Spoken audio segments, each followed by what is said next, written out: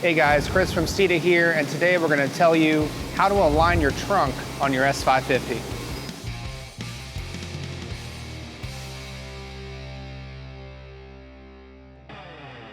Now, whether you have factory trunk struts or the Steeda trunk pop kit, you may need to realign the trunk to align correctly with the body panels of the car.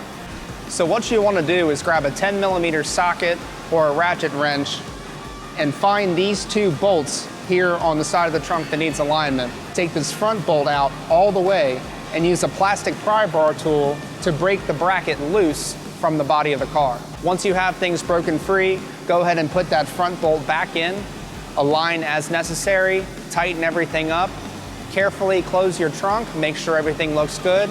If it's not, go ahead and pull it back apart and realign as needed. And soon enough, you'll be good to go.